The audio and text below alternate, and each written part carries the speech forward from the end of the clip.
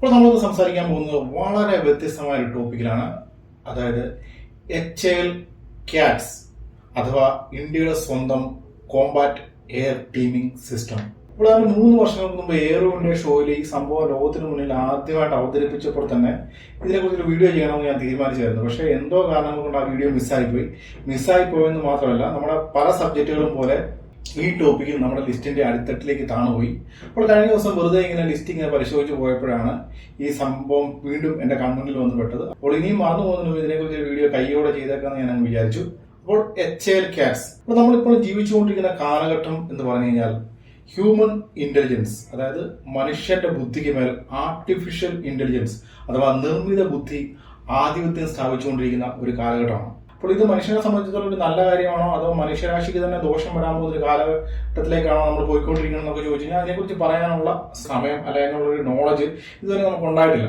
അപ്പോൾ ഏതായാലും ഈ ആർട്ടിഫിഷ്യൽ ഇന്റലിജൻസ് എന്ന് പറയുന്ന സംഭവം നമ്മുടെ നിത്യജീവിതത്തിലേക്ക് കടന്നു വരാൻ തുടങ്ങിയിട്ടല്ല, അതിക്രമിച്ച് കയറാൻ തുടങ്ങിയിട്ട് ഏതാനും വർഷങ്ങൾ, അതായത് 1-2 വർഷങ്ങളെ ആയിട്ടുള്ളെങ്കിൽ നമ്മളെ സംബന്ധിച്ചിടത്തോളം ഇത് വ്യാപകമായിട്ട് വളരെ എക്സ്റ്റെൻസീവ് ആയിട്ട് വേറെ പല രംഗത്തും ഉപയോഗിക്കുന്നുണ്ട്.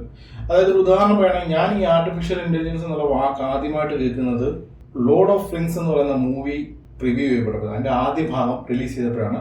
അതിലാണ് ഈ വാക്ക് ഞാൻ ആദ്യമായിട്ട് കേൾക്കുന്നത്. അതിന്റെ പ്രൊഡക്ഷനിൽ അവർ ഈ ആർട്ടിഫിഷ്യൽ ഇന്റലിജൻസ് എന്ന് പറയുന്ന സാങ്കേതികവിദ്യ ഉപയോഗിച്ചിട്ടുണ്ടെന്ന് അതിന്റെ ഡയറക്ടർ ഒരു ഇന്റർവ്യൂ പറയുകയുണ്ടായി. അത് ലോർഡ് ഓഫ് റിങ്സിനെ കുറിച്ച് പറയുകയാണെങ്കിൽ അതിന്റെ 20 വർഷങ്ങൾക്ക് മുമ്പ് വന്നൊരു മൂവിയാണത്. അതുപോലെ നമ്മൾ ഈ പറഞ്ഞിരുന്ന സിനിമാ രംഗത്ത് മാത്രമല്ല, ഇത് വളരെ വ്യാപകമായിട്ട് ഉപയോഗിക്കുന്ന മറ്റൊരു രംഗമാണ് വാർ ടെക്നോളജി. അതായത് നമുക്ക് യുദ്ധം എന്ന് പറഞ്ഞാൽ അത് എല്ലാ കാലത്തും മനുഷ്യ ജീവന് ഏറ്റവും അധികം ഹാനി വരുത്തുന്ന ഒരു രംഗമാണ്. അതായത് വേറെ പല കാര്യങ്ങൾക്കും ഉപയോഗിക്കപ്പെട്ട വളരെ ചെറുപ്പക്കാരായ വളരെ എനർജറ്റിക് ആയിട്ടുള്ള ഏജിൽ നിൽക്കുന്ന പല മനുഷ്യന്മാരും ജീവൻ ഹോമിക്കപ്പെടുന്ന ഒരു രംഗമാണ് യുദ്ധരംഗം എന്ന് പറയുന്നത്. അതിപ്പോ പലപ്പോഴും പല സാഹചര്യങ്ങളും ഓരോ രാജ്യങ്ങളെ സംബന്ധിച്ചുള്ള യുദ്ധങ്ങൾ എന്ന് പറയുന്നതൊക്കെ ചിലപ്പം ഒഴിവാക്കാൻ പറ്റത്തില്ലാത്ത പല സാഹചര്യങ്ങളും വന്നുപെട്ടേക്കാം. എന്നിരുന്നാലും ഏതൊരു രാജ്യത്തെ സംബന്ധിച്ചിടത്തോളം അവരുടെ ഏറ്റവും വലിയ അസറ്റ് എന്ന് പറഞ്ഞാൽ അവരുടെ പൗരന്മാരുടെ ജീവൻ തന്നെയാണ്. അതുകൊണ്ട് തന്നെ ലോകത്തുള്ള ഒരു രാജ്യവും അവരുടെ വിലപ്പെട്ട മനുഷ്യജീവനുകൾ നഷ്ടപ്പെടുത്താൻ ഒരിക്കലും ഇഷ്ടപ്പെടുന്നില്ലെന്ന് മാത്രമല്ല, അതിനൊരു ഓൾട്ടർനേറ്റീവ് കണ്ടുപിടിക്കാൻ വേണ്ടി അവരെല്ലാ കാലത്തും ശ്രമിച്ചുകൊണ്ട് തന്നെയാണ് ഇരുന്നത്. അതിപ്പോ രാജ്യങ്ങളുടെ കാര്യം പോട്ടെ, ഈ രംഗത്ത് പ്രവർത്തിക്കുന്ന അല്ലെങ്കിൽ ടെക്നോളജി ഡെവലപ്പ് ചെയ്യുന്ന എല്ലാ മഹാമനീഷികളും മനുഷ്യജീവൻ ഏത് നിമിഷവും നഷ്ടപ്പെടാൻ സാധ്യതയുള്ള ഇങ്ങനെയുള്ള യുദ്ധരംഗത്ത് നിന്നും മനുഷ്യനെ മാറ്റി അതിന് പകരം വേറെ എന്തെങ്കിലും സംവിധാനം ഉപയോഗിക്കാനുള്ള പല ശ്രമങ്ങളും എല്ലാ കാലത്തും നടത്തിക്കൊണ്ട് തന്നെയാണ് ഇരിക്കുന്നത്. അതിന്റെ ഭാഗമായിട്ട് നമ്മൾ റോബോട്ടുകളെ ഉപയോഗിക്കാം, അല്ലെങ്കിൽ മറ്റുള്ള സാങ്കേതിക വിദ്യകൾ ഉപയോഗിക്കാം. ഇങ്ങനെയുള്ള ഒരുപാട് ഓൾട്ടർനേറ്റീവുകൾ നമ്മുടെ മുന്നിലേക്ക് അവതരിപ്പിക്കപ്പെട്ടിട്ടുണ്ട്. പക്ഷേ ഈ ആർട്ടിഫിഷ്യൽ ഇന്റലിജൻസിന്റെ വരവോടുകൂടി ഈ രംഗത്ത് വളരെയധികം പുരോഗതി ഉണ്ടായിട്ടുണ്ട്.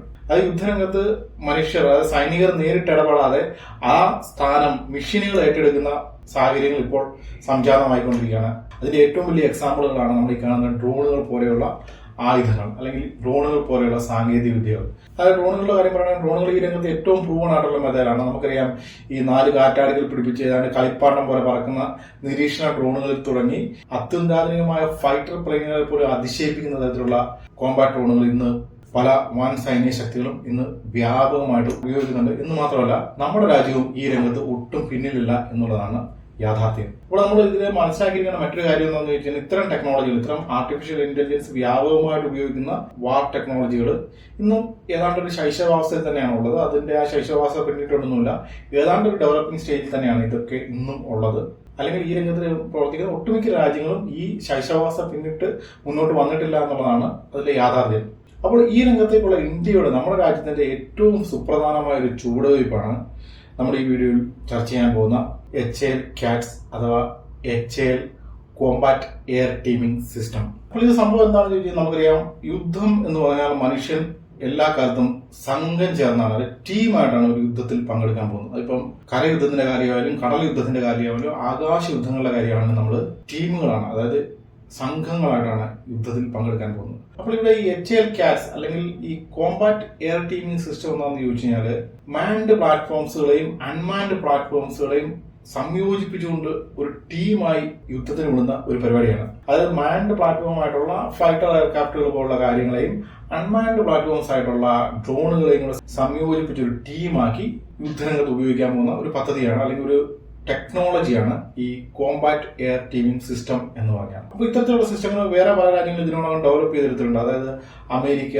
അല്ലെങ്കിൽ ചൈന, അതുപോലെ പല യൂറോപ്യൻ രാജ്യങ്ങളും, ഓസ്ട്രേലിയ, ഇങ്ങനെയുള്ള പല രാജ്യങ്ങളിലും നമുക്ക് ഇത്തരത്തിലുള്ള എയർ ടീമിംഗ് സിസ്റ്റങ്ങളുണ്ട്. അപ്പോൾ ഇന്ത്യക്ക് വേണ്ടി ഈ സിസ്റ്റം ഡെവലപ്പ് ചെയ്യുന്നത് നമ്മുടെ വിഖ്യാതമായ ഹിന്ദുസ്ഥാൻ എയറോനോട്ടിക്കൽ ലിമിറ്റഡ്, അതായത് HAL-ഉം new space research and development എന്ന് പറയുന്ന ഒരു ഫേമും കൂടെ ചേർന്നാണ്. അപ്പോൾ CATS എന്ന് പറഞ്ഞാൽ കോമ്പാറ്റ് എയർ ടീമിംഗ് സിസ്റ്റമാണ്, എയർ ടീമിംഗ് സിസ്റ്റം. അപ്പോൾ ഒരു ടീമുണ്ട്. അപ്പോൾ ഈ ടീമിലെ മെമ്പേഴ്സ് ആരൊക്കെയാണ്, ആ ടീമിലെ മെമ്പേഴ്സിന്റെ കേപ്പബിലിറ്റീസ് എന്തൊക്കെയാണ്, അവരുടെ ജോലികൾ എന്തൊക്കെയാണ് എന്നൊക്കെ നമുക്കൊന്ന് പരിചയപ്പെടാം. അപ്പോൾ ഈ ടീമിലെ ഏറ്റവും പ്രധാന മെമ്പർ അല്ലെങ്കിൽ ടീമിന്റെ ക്യാപ്റ്റൻ എന്നൊക്കെ നമുക്ക് വിളിക്കാൻ പറ്റുന്നത് ഇതിന്റെ ഒരു മദർഷിപ്പ് എന്ന് പറയുന്ന സംഭവമാണ്. അപ്പോൾ മദർഷിപ്പ് എന്ന് പറഞ്ഞാൽ ഇവിടെ നമ്മൾ മദർഷിപ്പായിട്ട് ഉപയോഗിക്കാൻ പോകുന്നത് ഒരു മാൻഡ് ഫൈറ്റർ എയർക്രാഫ്റ്റ് ആണ്. ഇപ്പോൾ ഈ കേസിൽ നമ്മൾ ഇതുവരെ പറഞ്ഞു വെച്ചിരിക്കുന്നത് ഇൻഡിജിനസ് ഫൈറ്റർ എയർക്രാഫ്റ്റ് ആയിട്ടുള്ള തേജസ് വിമാനമായിരിക്കും ഇവിടെ മദർഷിപ്പായിട്ട് ഉപയോഗിക്കാൻ പോകുന്നത്. അപ്പൊ പറഞ്ഞാൽ ഈ HAL തേജസ് ആണ് ഈ ടീമിന് ആക്റ്റീവായിട്ട് പങ്കെടുക്കുന്ന ഒരേ ഒരു മാൻഡ് പ്ലാറ്റ്ഫോം. ഒരുപക്ഷെ ഈ ടീം കോമ്പാറ്റ് റേഡിയോയ്ക്ക് ആയി വരുമ്പോഴത്തേനും ചിലപ്പോൾ ഈ HAL തേജസ് നമ്മൾ മാറ്റി വേണമെങ്കിൽ ഇതിലും വലിയ എയർക്രാഫ്റ്റുകളൊക്കെ ചിലപ്പോൾ ഉപയോഗിച്ചേക്കാം. അതായത് നമ്മുടെ കയ്യിലുള്ള റഫാലോ അല്ലെങ്കിൽ സുഖോയ് SU-30 പോലുള്ള എയർക്രാഫ്റ്റുകളൊക്കെ മദർഷിപ്പായിട്ട് ഉപയോഗിക്കാനുള്ള രീതിയിൽ ഈ സാങ്കേതിക വിദ്യയെ ഭാവിയിൽ മോഡിഫൈ ചെയ്തേക്കാം. പക്ഷെ ഇപ്പം ഈ ഡെവലപ്പിംഗ് സ്റ്റേജിൽ HAL തേജസ് തന്നെയാണ് നമ്മുടെ മദർഷിപ്പായിട്ട് ഉപയോഗിക്കുന്നത്. അപ്പോൾ തേജസിനെ ഉപയോഗിക്കുന്നതുകൊണ്ടുള്ള ഗുണം എന്താണെന്ന് വെച്ചാൽ തേജസ് വളരെ ചെറിയ എയർക്രാഫ്റ്റ് ആണ്. അപ്പോൾ ചെറിയ എയർക്രാഫ്റ്റ് ആയതുകൊണ്ട് തന്നെ സ്റ്റെൽത്ത് കേപ്പബിലിറ്റിയും കാര്യങ്ങളൊക്കെ കൂടുതലായിരിക്കും, അങ്ങനെയുള്ള ചില അഡ്വാൻറ്റേജുകളൊക്കെ ഉണ്ട്.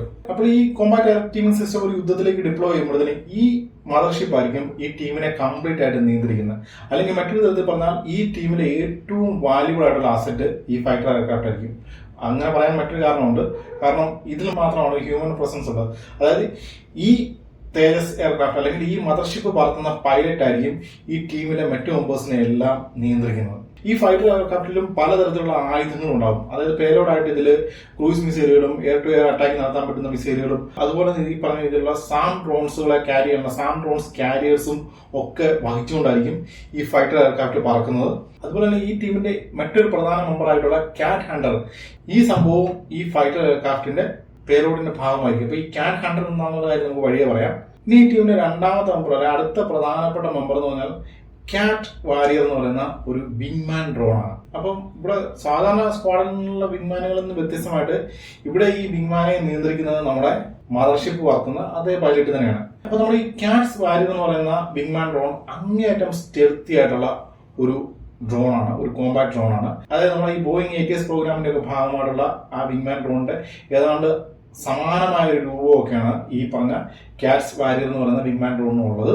എന്നിരുന്നാലും ഈ സംഭവം നമ്മൾ കംപ്ലീറ്റ്ലി ഇൻഡിജിനസ് ആയിട്ടാണ് ഡെവലപ്പ് ചെയ്തിരിക്കുന്നത്. ഇനി നിർമ്മിക്കാൻ പോകുന്നതെല്ലാം ഇന്ത്യ തന്നെയാണ്. ഇതിനകത്ത് വേറൊരു രാജ്യത്തിന്റെ നേരിട്ടുള്ള പങ്കാളിത്തം ഒന്നുമില്ല. ഇപ്പോൾ ഇതിന്റെ ഫ്യൂസലാജ് ഇപ്പം ഇതിന്റെ പ്രോട്ടോടൈപ്പിലാണ്. ഇനി വരാൻ പോകുന്ന കോമ്പാറ്റ് റെഡി മോഡലുകളിലൊക്കെ ആണെങ്കിലും കംപ്ലീറ്റ്ലി കോമ്പോസിറ്റ് മെറ്റീരിയലുകൾ ഉപയോഗിച്ചാണ് നിർമ്മിക്കുന്നത്. അതുപോലെ തന്നെ നമ്മൾ ഇൻഡിജിനസ്ലി ഡെവലപ്പ് ചെയ്തെടുത്തിരിക്കുന്ന ജെറ്റ് എഞ്ചിൻ, അതായത് HAL HTFE-25, അതായത് ഹിന്ദുസ്ഥാൻ ടർബോഫാൻ എഞ്ചിൻ എന്ന ടർബോഫാൻ ജെറ്റ് എഞ്ചിൻ ആയിരിക്കും ഇതിൽ ഉപയോഗിക്കാൻ പോകുന്നത്. അപ്പോൾ ഈ ഒരു ജെറ്റ് എഞ്ചിൻ നമ്മൾ പൂർണ്ണമായി ഇന്ത്യയിൽ തന്നെ നിർമ്മിച്ചെടുത്ത ഒരു ജെറ്റ് എഞ്ചിനാണ്. ഇത് വളരെ ചെറിയ പ്രൈവറ്റ് ജെറ്റുകൾ പോലുള്ള കാര്യങ്ങളൊക്കെ ഇപ്പം ഉപയോഗിക്കുന്നുണ്ട്. അപ്പോൾ ഇത് നമ്മുടെ ക്യാറ്റ്സ് വാരിലേക്ക് വന്നു കഴിഞ്ഞാൽ ഞാൻ പറഞ്ഞത് പൂർണ്ണമായും കോമ്പോസിറ്റ് മെറ്റീരിയൽ ഉപയോഗിച്ച് നിർമ്മിച്ച ഒരു ഫ്യൂസലാജാണ്. ഇതിന്റെ മറ്റൊരു പ്രത്യേകത ഇതിന്റെ എയർ ഇൻടേക്കിന്റെ പൊസിഷനാണ്. അതായത് ഫ്യൂസലാജിന്റെ മോൾ ഭാഗത്താണ് ഇതിന്റെ എയർ ഇൻടേക്ക് ഉള്ളത്. അതായത് സർപ്പന്റൈൻ എയർ ഇൻടേക്ക് ഇതിന്റെ ഫ്യൂസലാജിന്റെ മോൾ ഭാഗത്തായിട്ട് കൊടുത്തിരിക്കുകയാണ്. ഒരു S-ഡാക്ട് ഒക്കെയുള്ള ഒരു സർപ്പന്റൈൻ എയർ ഇൻടേക്ക് ആണിത്. അപ്പൊ ഇത്തരത്തിലുള്ള എയർ ഇൻടേക്കുകൾ, അതായത് ഫ്യൂസലാജിന്റെ മോൾ ഭാഗത്തായിട്ട് എയർ ഇൻടേക്കുകൾ ഘടിപ്പിക്കുന്ന പരിപാടി എന്ന് പറഞ്ഞാൽ അതിന് ചില ഡ്രോബാക്ക് ഉണ്ട്. പൊതുവെ ഫൈറ്റർ എയർക്രാഫ്റ്റുകളിലൊന്നും അങ്ങനെ ചെയ്യാറില്ല. അതായത് മാക് 1 മുകളിൽ പറക്കാൻ ശേഷിയുള്ള എയർക്രാഫ്റ്റുകളൊന്നും തന്നെ ഇങ്ങനെ ഫ്യൂസലാജിന്റെ മുകൾ വശത്തായിട്ട് നമ്മൾ എയർ ഇൻടേക്കുകൾ ഘടിപ്പിക്കാറില്ല. അതിന്റെ ഡ്രോബാക്ക് എന്താണെന്ന് വെച്ചാൽ അതിന്റെ ബേസിക് എയറോഡൈനാമിക്സ് അറിയാവുന്ന എല്ലാവർക്കും അറിയാം. അതായത് എയർക്രാഫ്റ്റ് ഒരു എയർഫോയിൽ അല്ലെങ്കിൽ ഒരു പറക്കുന്ന വസ്തു അന്തരീക്ഷത്തിലൂടെ മുന്നോട്ട് നീങ്ങുമ്പോഴത്തേന് അതിന്റെ ആ ഷേപ്പ് മൂലം, സ്ട്രീം ലൈനിന്റെ ഷേപ്പ് മൂലം ആ വസ്തുവിന്റെ മുകൾ ഭാഗത്ത് താഴ്ഭാഗത്ത് അനുഭവപ്പെടുന്നതിന് കുറവ് പ്രഷറെ അനുഭവപ്പെടുത്തുള്ളൂ. അതായത് മുകളിൽ പ്രഷർ കുറവും താഴെ പ്രഷർ കൂടുതലുമായിരിക്കും. ആ ഒരു ഒറ്റ കാരണമാണ് ഈ വസ്തുക്കളാണ് പ്രത്യേകിച്ചും ഇതുപോലെ ഫിക്സ്ഡ് വിങ് എയർക്രാഫ്റ്റുകൾക്ക് ലിഫ്റ്റ് ലഭിക്കുന്നത്.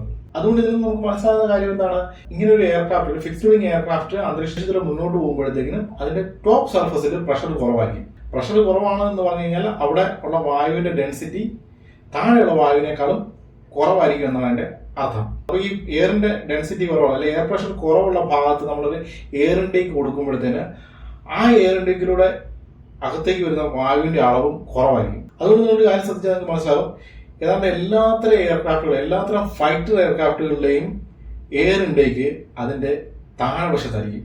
മുകളിൽ എയർ ഇൻടേക്കുകളുള്ള ഫൈറ്റർ എയർക്രാഫ്റ്റ് നന്നായി കുറവാണ്, ഇല്ലെന്ന് തന്നെ നമുക്ക് വേണേൽ പറയാം. സക്സസ്ഫുൾ ആയിട്ടുള്ള എയർക്രാഫ്റ്റുകൾ ഇല്ലെന്ന് തന്നെ നമുക്ക് വേണേൽ പറയാം. അപ്പൊ നമ്മുടെ ഈ വിങ്മാൻ ഡ്രോൺ, അതായത് നമ്മുടെ ഈ കാസ് വാല്യൂ എന്ന് പറയുന്ന വിങ്മാൻ ഡ്രോണിന്റെ കാര്യത്തിലേക്ക് വരുമ്പോഴത്തേന് ഇങ്ങനെ ഈ എയർ ഇൻടേക്ക് കൊടുത്തിരിക്കുന്നതിന് ഡിസഡ്വാൻറ്റേജ് ഉണ്ടോ എന്ന് ചോദിച്ചു കഴിഞ്ഞാൽ ഡിസഡ്വാൻറ്റേജുകളുണ്ട്. പക്ഷെ അങ്ങനെ ചെയ്തിരിക്കുന്നതിന് ചില കാരണങ്ങളുണ്ട്. ഇതിന്റെ സ്റ്റെൽത്ത് കൂട്ടാൻ വേണ്ടി ഇതിന്റെ ആന്റിനകളോ പേലോടോ ഒന്നും പുറത്ത് കാണുന്ന രീതിയിലല്ല ഇതിനെ ഡിസൈൻ ചെയ്തിരിക്കുന്നത്. അതായത് ഇതിലുള്ള പ്രധാന സെൻസറുകളും ഏവിയോണിക് സിസ്റ്റങ്ങളും എല്ലാം ഇന്റേണലിയാണ് ഘടിപ്പിച്ചിരിക്കുന്നത്. അത് പുറത്ത് കാണാവുന്ന രീതിയിലല്ല ഘടിപ്പിച്ചിരിക്കുന്നത്. തന്നെയല്ല ഇതിലുള്ളതെല്ലാം ഇന്റേണൽ വെപ്പൺ ബേസ് ആണുള്ളത്. അങ്ങനെ ഒരു സാഹചര്യത്തിൽ ഇതിന്റെ താഴത്തെ വശം, താഴെ സൈഡ് മുഴുവനായി നമുക്ക് ഇന്റേണൽ വെപ്പൺ ബേസിന്റെ ഓപ്പണിങ്സിനും കാര്യങ്ങൾക്കും ഒക്കെ ആയിട്ട് ഉപയോഗിക്കാൻ വേണ്ടിയാണ് ഈ എയർ ഇൻടേക്കിനെ മുകളിൽ കൊണ്ട് ഘടിപ്പിച്ചിരിക്കുന്നത്. തന്നെയുമല്ല ഈ ഡ്രോൺ ഒരിക്കലും 1 മാക്കിന് മുകളിലേക്ക് പറക്കാവുന്ന രീതിയിലല്ല ഡിസൈൻ ചെയ്തിരിക്കുന്നത്. ഇതിന്റെ മാക്സിമം വേഗത ഒരു 0.7 മാക്കിനും 0.8 മാക്കിനും ഒക്കെ ഇടയിലായിരിക്കും. അപ്പോൾ അങ്ങനെ നോക്കുമ്പോഴത്തേന് ഇത് വളരെ ഇന്റലിജന്റ് ആയിട്ടുള്ള ഒരു ഡിസൈൻ തന്നെയാണ് നമ്മൾ ഈ ഡ്രോണിൽ ഉപയോഗിച്ചിരിക്കുന്നത്. അപ്പോൾ ഇതിന്റെ റേഞ്ച് എന്ന് പറഞ്ഞാൽ ഏതാണ്ട് 800 കിലോമീറ്റർ ആണ്. 800 കിലോമീറ്റർ റേഞ്ച് എന്ന് പറഞ്ഞാൽ ഏതാണ്ട് 80 മിനിറ്റ് ആണ് ഇതിന്റെ എൻഡ്യൂറൻസ് ടൈം. അതായത് 80 മിനിറ്റ് ആണ് ഇതിന് ഒറ്റ സ്ട്രെച്ചിൽ എയർബോൺ ആയിട്ട് കഴിയാൻ സാധിക്കുന്നത്. തന്നെയല്ല ഇതിന്റെ ഒരു പേലോഡ് കപ്പാസിറ്റി എന്ന് പറഞ്ഞാൽ 250 കിലോഗ്രാം ആണ്. 250 കിലോഗ്രാം വെപ്പൺസ് ആണ് ഇതിന് വഹിക്കാൻ സാധിക്കുന്നത്. അതിൽ പ്രിസിഷൻ ഗൈഡഡ് ബോംബുകൾ തുടങ്ങി ഏതാണ്ട് എയർ ടു എയർ മിസൈലുകൾ വരെ ഇതിന്റെ പേലോഡിന്റെ ഭാഗമായിട്ടുണ്ട്. അതായത് അതിനെക്കുറിച്ച് പറയുകയാണെങ്കിൽ DRDO സോ, അതായത് DRDOയുടെ സ്മാർട്ട് ആന്റി എയർഫീൽഡ് വെപ്പൺ, അതുപോലെ DRDOയുടെ തന്നെ NGCCM, അതായത് next generation close compact missile, പിന്നെ MBDയുടെ advance short range air to air missile, അതായത് ആസ്ട്ര എന്ന് പറയുന്ന മിസൈല്, ഇങ്ങനെ പല വെപ്പൺസ് ഇതിൽ നിന്ന് ഉപയോഗിക്കാൻ സാധിക്കും. ഇതുകൂടാതെ ഇതിന് പല തരത്തിലുള്ള സെൻസറുകളും ഏവിയോണിക് സിസ്റ്റങ്ങളും ഒക്കെ ഇതിലുണ്ട്. ഇതിന്റെ പ്രധാന ഏവിയോണിക് സിസ്റ്റം എന്ന് പറഞ്ഞാൽ ഇതിൽ ഉപയോഗിക്കുന്ന AESA റഡാർ തന്നെയാണ്.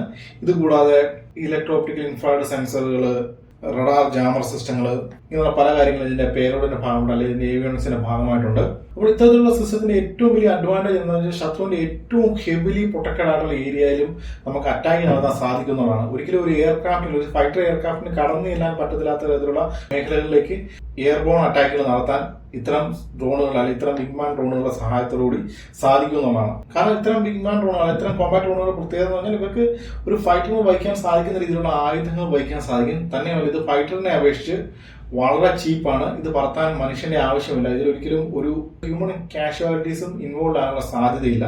അതുകൊണ്ട് തന്നെ നമുക്ക് വേണമെങ്കിൽ ഈ ഡ്രോണിനെ, ഈ അൺമാൻഡ് എയർക്രാഫ്റ്റിനെ ഒരു സൂയിസൈഡ് മിഷനായിട്ട് പോലും ഉപയോഗിക്കാൻ സാധിക്കും. അതായത് ഒരു ഫൈറ്ററുമായിട്ട് കമ്പയർ ചെയ്ത് നോക്കുമ്പോഴത്തേന് ഇത്തരം ഡ്രോണുകളുടെ കോസ്റ്റ് എന്ന് പറഞ്ഞാൽ വളരെ നോമിനലാണ്.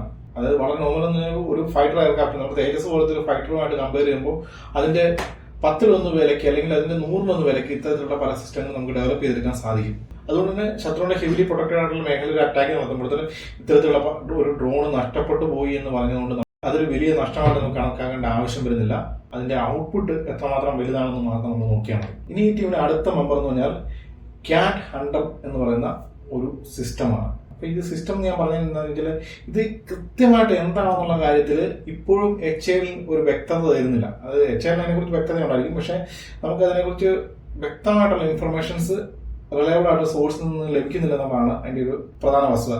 സംഭവം ഇത് കാഴ്ചയിൽ ഒരു ക്രൂസ് മിസൈൽ പോലെയൊക്കെയാണ് നമുക്ക് തോന്നുന്നത്. അത് MBDയുടെ ഒരു ക്രൂസ് മിസൈലിനൊക്കെ രൂപമായിട്ട് വളരെ സാദൃശ്യമുള്ള ഒരു സാധനമാണ് ഈ CAT Hunter എന്ന് പറയുന്നത്. അപ്പോൾ ഇതൊരു തരത്തിലുള്ള സെൻസർ സിസ്റ്റമാണ്, അല്ലെങ്കിൽ ഒരു തരത്തിലുള്ള എന്തോ ഡ്രോൺ കാരിയർ ആണെന്നൊക്കെയാണ് ആദ്യമൊക്കെ പറഞ്ഞുകൊണ്ടിരുന്നത്. പക്ഷെ ഇതിനെക്കുറിച്ച് ഇപ്പം പറയപ്പെടുന്നത് ഇതൊരു റീയൂസബിൾ ക്രൂസ് മിസൈൽ ആണെന്നാണ് പൊതുവെ പറയപ്പെടുന്നത്. അപ്പോൾ റീയൂസബിൾ ക്രൂസ് മിസൈൽ എന്താണെന്ന് ചോദിച്ചാൽ നമ്മൾ മിസൈലുകൾ എന്ന് പറയുന്ന സാധനം എന്താണ്, ഒരൊറ്റ അറ്റാക്ക് നടത്താൻ ഒരു മിസൈലിന് സാധിക്കത്തില്ല. അതോടുകൂടി ആ മിസൈൽ അങ്ങ് നഷ്ടപ്പെടുകയാണ് നമുക്ക് ചെയ്യുന്നത്. അതായത് കോടിക്കണക്കിന് രൂപ വരെ ഒരു സാധനമാണ് ഈ മിസൈൽ എന്ന് പറയുന്നത്. ഈ സാധനം ഒരു ക്രൂസ് മിസൈൽ എന്ന് പറഞ്ഞാൽ നമ്മൾ ഒരു സ്ഥലത്തേക്ക് അറ്റാക്ക് നടത്തുന്നു, ആ ടാർഗറ്റിനെ നശിപ്പിക്കുന്നു, ആ നശിപ്പിക്കുന്നതോടുകൂടി ആ മിസൈലും അങ്ങ് തീരുകയാണ് ചെയ്യുന്നത്. പക്ഷെ ഇവിടെ എന്ന് പറഞ്ഞാൽ ക്രൂസ് മിസൈൽ പോലെ സൂപ്പർസോണിക് സ്പീഡിൽ അറ്റാക്ക് ചെയ്യാൻ സാധിക്കുന്ന ഒരു വാർഹെഡ് കാരിയറാണ് ഈ സംഭവം. എന്ന് വെച്ചാൽ ഇതിൽ നമുക്ക് പലതരത്തിലുള്ള വാർഹെഡുകൾ ഘടിപ്പിക്കാൻ സാധിക്കും, മിസൈലുകൾ ഘടിപ്പിക്കുന്ന പോലെ തന്നെ ഈ സംഭവം, ഈ CAT Hunter എന്ന് പറയുന്ന ഈ സംഭവം നേരെ നമ്മുടെ ടാർഗറ്റിലേക്ക് ഒരു മിസൈൽ എങ്ങനെയാണോ ഫയർ ചെയ്യുന്നത് അതുപോലെ നമ്മുടെ മദർഷിപ്പിൽ നിന്ന് ഫയർ ചെയ്യുന്നു. ഈ സാധനം നേരെ ടാർഗറ്റിന്റെ അടുത്തെത്തുന്നു. അവിടെ ഈ വാർഹെഡിനെ ഡ്രോപ്പ് ചെയ്തിട്ട് ഒരു വിമാനം പോലെ അല്ലെങ്കിൽ ഒരു ഡ്രോൺ പോലെ തിരിച്ച് ഗ്രൗണ്ട് സ്റ്റേഷനിലേക്ക് പറന്നു ചെല്ലും എന്നുള്ളതാണ്. അപ്പോൾ ഗ്രൗണ്ട് സ്റ്റേഷനിലേക്ക് പറന്നു ചെല്ലുന്നു, അവിടെ ചെന്ന് ഇത് ലാൻഡ് ചെയ്യുന്ന ഇതിനെ നമ്മൾ പാരഷൂട്ടുകൾ ഉപയോഗിച്ച് റിക്കവർ ചെയ്യുകയാണ് ചെയ്യുന്നത്. അങ്ങനെ ഇതിനെ റിക്കവർ ചെയ്തെടുത്ത് അതിന് വേണ്ട ആവശ്യമായ റിപ്പയറുകളൊക്കെ നടത്തിയ ശേഷം വീണ്ടും വാർഹെഡുകൾ, പലതരത്തിലുള്ള വാർഹെഡുകൾ ഘടിപ്പിച്ച് അല്ലെങ്കിൽ വാർഹെഡുകൾ അറ്റാച്ച് ചെയ്തുകൊണ്ട് ഇതിനെ നമുക്ക് റീയൂസ് ചെയ്യാൻ സാധിക്കും. അതാണ് നമ്മുടെ ഈ ടീമിലെ, ഈ എയർ ടീമിംഗ് സിസ്റ്റത്തിലെ 3ാമത്തെ മെമ്പറായിട്ടുള്ള കാറ്റ് ഹണ്ടർ. അപ്പോൾ ഇത് റീയൂസബിൾ മിസൈൽ ആണെന്നൊക്കെ ഞാൻ പറഞ്ഞു. അപ്പോൾ റീയൂസബിൾ മിസൈൽ എന്ന് പറഞ്ഞാൽ ഏതാണ്ട് 200 മുതൽ 250 കിലോമീറ്റർ വരെയാണ് ഇതിനൊരു റേഞ്ച് ഒക്കെ പറയുന്നത്. അതുപോലെ തന്നെ ഏതാണ്ട് 250 കിലോഗ്രാം അല്ലെങ്കിൽ 300 കിലോഗ്രാമോളം പേലോഡ് ഇതിന് വഹിക്കാൻ സാധിക്കും. ഇനി ഈ ടീമിലെ അടുത്ത മെമ്പർ അല്ലെങ്കിൽ 4ാമത്തെ മെമ്പർ എന്ന് പറഞ്ഞാൽ കാറ്റ്സ് ആൽഫയാണ്. കാറ്റ് ആൽഫ എന്ന് പറഞ്ഞു കഴിഞ്ഞാൽ ഇത് ബേസിക്കലി ഒരു സാംഡ്രോൺ സിസ്റ്റമാണ്. അതായത് സാംഡ്രോൺ സിസ്റ്റം എന്ന് പറഞ്ഞാൽ നമ്മുടെ മദർഷിപ്പിൽ നമ്മുടെ ഈ ഫൈറ്റർ എയർക്രാഫ്റ്റിൽ പേലോഡിന്റെ ഭാഗമായിട്ട് സാംഡ്രോൺസ് കാരിയർ പോർട്ടുകൾ കാണും. അതായത് ചെറിയ ഡ്രോണുകളെ ക്യാരി ചെയ്യുന്ന ഏതാണ്ട് കാഴ്ചയിൽ മിസൈൽ പോലെ തോന്നുന്ന കാരിയർ പോഡുകൾ ഉണ്ടായിരിക്കും. ഈ കാരിയർ പോഡ് സിസ്റ്റം അല്ലെങ്കിൽ ഈ സാംഡ്രോൺ സിസ്റ്റത്തെയാണ് നമ്മൾ കാറ്റ്സ് ആൽഫ എന്ന് പറയുന്നത്. അപ്പോൾ ഒരു കാരിയർ പോഡിൽ ഏതാണ്ട് 4 സാംഡ്രോൺസ് അല്ലെങ്കിൽ 4 ആൽഫ ഡ്രോണുകൾ ഉണ്ടായിരിക്കും. അപ്പൊ ഈ കാരിയർ പോഡ് നമ്മുടെ മദർഷിപ്പിലെ പേലോഡാണെന്ന് ഞാൻ പറഞ്ഞു.